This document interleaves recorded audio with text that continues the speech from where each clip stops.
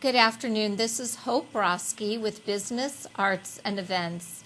We are here today to talk with Eric Merz from Vertua Coaching, and Eric is talking about the last part in our series of results of accountability. Welcome to the show, Eric. Hi, Hope. It's great to have you. Vertua Coaching has been around, you said, for 2 decades, correct? Yeah, we're almost completing our second decade. Oh, my goodness. That's wonderful. That's terrific news. That says a lot about your success as a business coach. It's been a lot of fun, not without challenges, but I really enjoy the work. I get to meet so many neat people that are running their businesses, and some of them ask me to hold them accountable, and that's kind of fun, too. I was one of those people. As a matter of fact, speaking of which, obviously, since you've been in the business a while, you're getting great results. But today we're actually here to talk about all of the results with accountability. And one of the main things that we look at is the personal growth. We talked about, in the beginning of the first part series, how important it is to have that personal growth. But now we're at the end and we're talking about that outcome. Can you elaborate on that a little bit more, please? Well, think of it this way. So you go to the gym, and so you put off hiring the trainer for months, and finally you hire the trainer, and now you're paying extra money, and the trainer's holding you accountable to come in every 3 times a week or whatever it is. They've got you on a meal plan, and they're asking if you're following it, and you're getting the results all of a sudden. Like, you've been going to the gym for years maybe, and you didn't get the results. This is because they're holding you accountable. And most of the programs all work, if you work, right? So the thing people get out of accountability is actually getting the results that they intended when they went into the business or started the job, or whatever it is they're trying to achieve. The accountability factor is huge, and the human nature that goes against doing all the time what we should be doing, doesn't make us bad people. We're just people. Right. Right. And a big part of that success and the results is, and even you were talking about a personal fitness trainer, right? Is you have to be organized. Things have to, just having what I call that organizational success. And Right. I think that is a huge element in the whole accountability process. Yeah, and when the organization, when the individuals are held accountable to do what their part is in the organization, and they're all working towards this one vision or purpose of where they're going, but they're all being held accountable to their part of it, because they're all important, right? I don't care what level of the organization you're talking about. If they weren't needed to be successful for that organization, they wouldn't be there, because some bean counter would have already thrown them out. Right. But the fact is, most people are all there for a reason, for a purpose. And if we all are held accountable, we're all going to have better results. And you've heard the term, that a rising tide lifts all ships.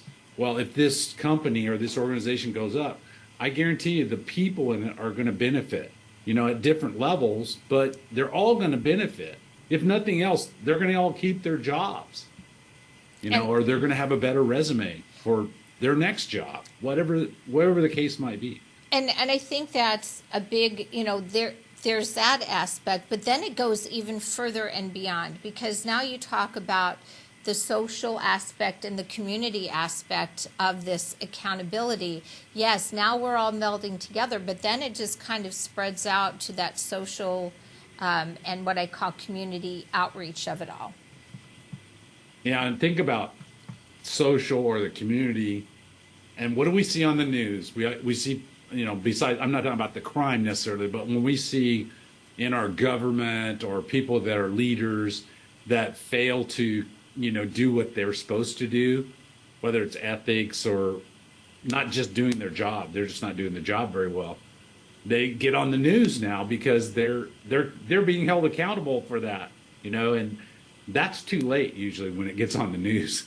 Usually it is, yes. If they have systems in place they can be on the news telling about the next great adventure that this community is going on, with adding some industry or adding parks or adding, whatever the pluses are of the community. And it could be the same in an organization. We're growing because everybody is being held accountable. We're getting good results. And now we're able to do, more. And so everybody benefits from it. And so everybody feels engaged. Everybody is happy about it. Their families are happy about it. So it goes well beyond just that seat at the workplace being held accountable. Absolutely. And, in with that come the economic benefits from it too. So you were saying that the families are on the receiving end. Well, that's all a part of a business doing well. Then that within that economy, it's going to do better. And you have that whole economical piece to it as well. Yeah, I mean, you you can't get something out of nothing. We can't just, manna isn't going to fall from the sky. Not at least I haven't seen it in my lifetime. Right. So if we're going to have to collect some manna, we're going to have to go do something for it. And when we do, we're blessed, with the multiplication of value that happens when we work together with other people and we do our part and they do their part.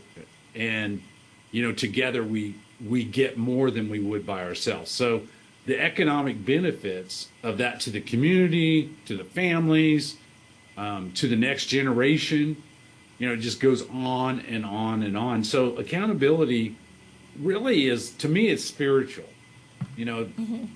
maybe a little bit far on that, but it really is, if you think about it, like if you really want to hold people accountable, it's really true love in that you really want the best for people. Sure. And so if you're really, maybe, I'm not saying being like hard on people like in a bad way, but being being strict and saying, this is what I asked you to do. Did you get that done? And seeing that they're on track, you're really, really helping them be successful. And you can do it in a professional way. It doesn't have to be harsh. You can, you can guide and you can model by your own leadership in putting that together too. It's a big part of this, and when we talk about this whole end result is, there's the legal and ethical part of it too. You just don't put it all together. There are pieces that a company is legally bound by. They have to be ethical.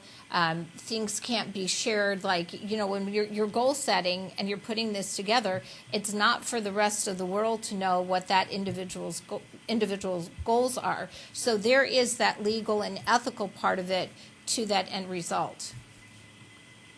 Yeah, and you have competition in markets, and people need to be aware that there's certain things that can be shared and certain things that cannot be shared, right.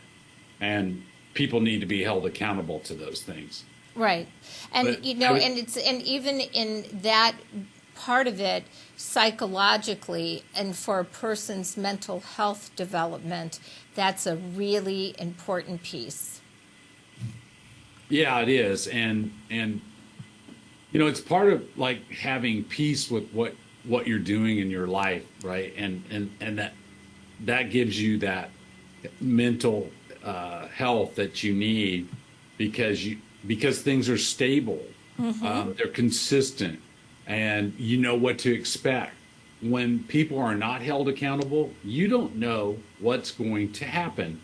The boss doesn't know every day when they come in what's going to happen if people aren't being held accountable at different levels. And likewise, if the boss isn't being held accountable, or at least, following what they've already put in place for everybody else, people don't know what to expect. Then they're looking over their shoulder. They're not engaged in their work. They're not going to produce the best results. And so psychologically, it's a strain and a stress, like to go to work every day in that kind of environment. And I can't help but think about, right now the Boeing is up there at the Congress having to explain why they had this culture of people, being extradited out of the company for whistleblowing and quality issues. Well, there's a perfect example of an accountability system that fell apart. Correct. And I don't know all the details. Right. There's probably a lot more to it than what we've even heard so far. But the point is, you don't have to look far. When the doors coming off the airplanes, you can trace that back to something. Something wasn't right, because I know these companies spend a lot of money on quality, and so somewhere in that system broke down, and it probably became a cultural problem at one point if they just said, no, we're not going to worry about that. We're going to make profit. Well, I mean, that's what they're being accused of, and I'm not here to judge that. What I'm saying is, like, that's a perfect example of what happens when you don't have accountability. Now you have all kinds of people that lost jobs. You have all kinds of people so people that had nothing to do with the problem. Right. They're going to be hurt. So there's an ethical. And that's sad, balance. because then the end result is not the outcome that one would originally have set forth in the beginning. And that's why it's, essential, like you said, you have it here at the base level and then upper admin. Everybody has to be able to be on that even playing field for it to be successful and to be accountable. It's not that, you can have a leader up here and be accountable, and the same person who may be more entry level, they have to be accountable too, because if not, it tilts things, and it has to be an even playing field, and that respect has to be there, because if it's not, then it can make accountability all the more challenging for that positive end result. Right, and good people go down the road of, well, nobody else cares, why should I? Then you've lost it. You've really lost it. So you always have to do the right thing, and imagine that you're always being held accountable. Because if you think about that as a leader, well, if someone was watching me, this is what I should be doing, and they would be telling me what. So I always ask these coaching questions like, what's important? What should happen? What's in the way of that happening? What do you need to do? And then maybe I follow up again with what's important. And the reason is, the people know the answers. I don't really have to tell them. But when I ask those questions, they're going to hold themselves accountable to the truth of what they know. And I don't have to know all those that. are great open-ended questions to ask within the business, well, any culture, but more specifically a business culture as well. It works on teenagers too. Yes, that's what I said. But Yeah. and the business culture too. Because I'm hearing some of these things, and it flows in what I, as a teacher at one point in my life, worked with, and I can see how it can filter successfully to make a business run and function to its best level. Right, and like with children, like if they're your own children, especially, they reach a certain age where you can't tell them anything. Right. But you can ask them questions that they already know the answers to. They may not want to tell you that, but they'll go away with the answer. And let them figure it out, because they have to figure it out. But as long as you planted seeds of, doing the right thing, and they know what it is. And it's just, but if you're not paying attention and you don't ask the question, no one's holding them accountable. It's a dangerous situation. That is the truth. Well, Eric, I thank you so much for talking with us today about the results of accountability. This was part 3 in our series. And again, if people would like to get in touch with you, can you please let the viewers know how they can do that? Sure. They can call me at 661-343-2373. And you might want to text me first, so I know who it is, and I can call you back, or you can call me, or you can go to my website at vertuacoaching.com, and you can download some information. You can also get my weekly newsletter, as well as book a call if you'd like, or email me at eric@vertuacoaching.com.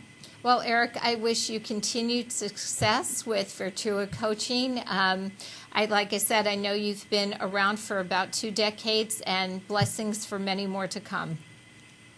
Thank you, Hope. You bet. This And a is Hope Roski with Business, Arts, and Events.